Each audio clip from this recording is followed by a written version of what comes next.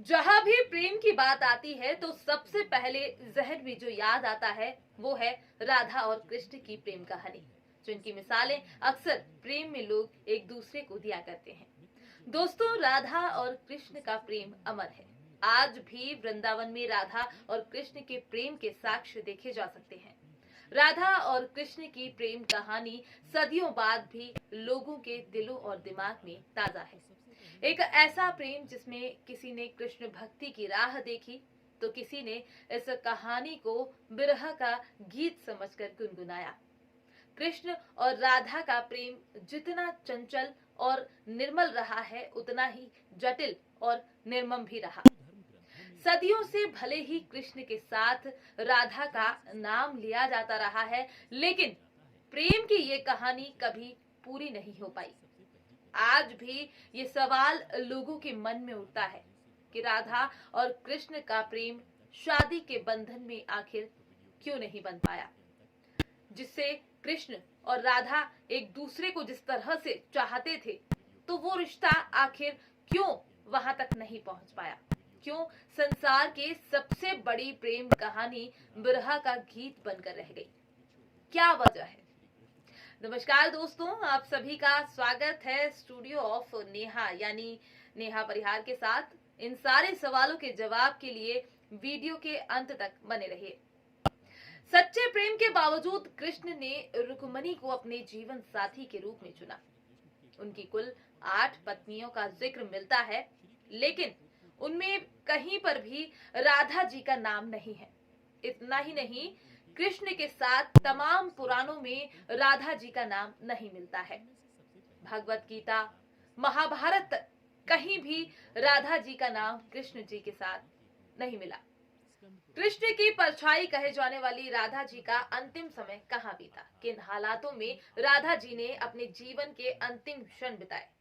राधा को कृष्ण की परछाई समझा जाता था, क्या हुआ आखिर उनका, ये सब एक रहस्य बन चुका है।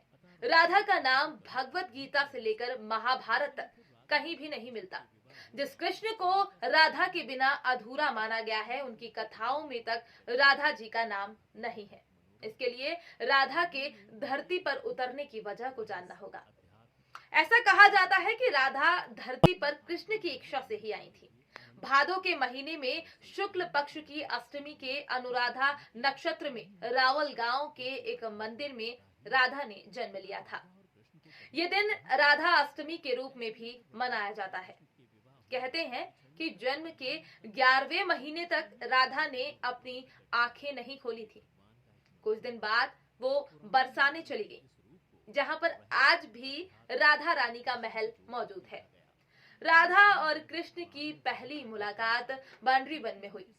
नंद बाबा कृष्ण को गोद में लिए हुए गाय चराने वन में पहुंचे थे। यहाँ पर कृष्ण की लीला ने राधा के मन पर ऐसी छाप छोड़ी, श्री राधा का तन मन श्याम रंग में रंग गया। कृष्ण राधा की नजरों से ओझल क्या होते, वो बेचैन हो जाती। वो राधा के लिए उस प्राणवायु की तरह है जिनके बिना जीवन की कल्पना करना भी मुश्किल था। सुदामा ने दिया था राधा को श्राप। कहते हैं राधा को कृष्ण से विरह का श्राप किसी और ने नहीं बल्कि सुदामा ने दिया था। जी हाँ, वही सुदामा जो कृष्ण के प्रिय मित्र थे। सुदामा के श्राप के चलते ही कम उम्र में कृष्ण को वृंदावन छोड़कर मथुरा जाना पड़ा था। श्री कृष्ण और राधा गोलोक में एक साथ निवास करते थे। एक बार राधा जी की अनुपस्थिति में कृष्ण बिजरा नाम की एक गोपी से बातें कर रहे थे। तभी वहां राधा पहुंच गई और बिरजा नाम की गोपिका को अपमानित करने लगी। अब इसके बाद राधा ने बिरजा को धरती पर एक दलित ब्राह्मण के रूप में दुख भोगने का श्राप दे दिया। और वहां मौजूद सुदामा ये सब देखकर बर्दाश्त नहीं कर पाए और तभी उन्होंने उसी वक्त राधा को कृष्ण से वर्षों तक बिरह का श्राप दे दिया। 100 साल बाद जब वे लौटे तो बाल रूप में राधा और कृष्ण ने यशोदा के घर में प्रवेश किया। बाद में सबको मोक्ष देकर खुद भी गोलोक लौट गए।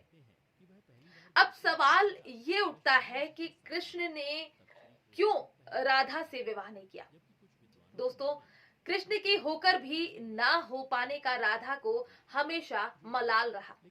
अंतिम समय में जब राधा ने खुद को अपनी अर्धांगिनी ना बनाने का कारण जब कृष्ण भगवान से पूछा, तो वहां से बिना कुछ कहे ही कृष्ण भगवान चल पड़े।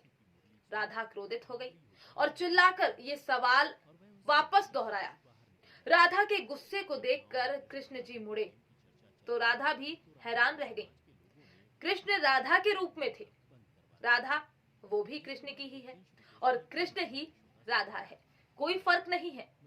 अब राधा कृष्ण की ना होकर भी उनके साथ पूजनीय है। राधा कृष्ण की प्रेम की ये कहानी अधूरी होकर भी अमर है। अगर आपको हमारी ये कहानी पसंद आई हो तो हमारे चैनल को सब्सक्राइब जरूर कीजिएगा और वीडियो को लाइक जरूर कीजिएगा।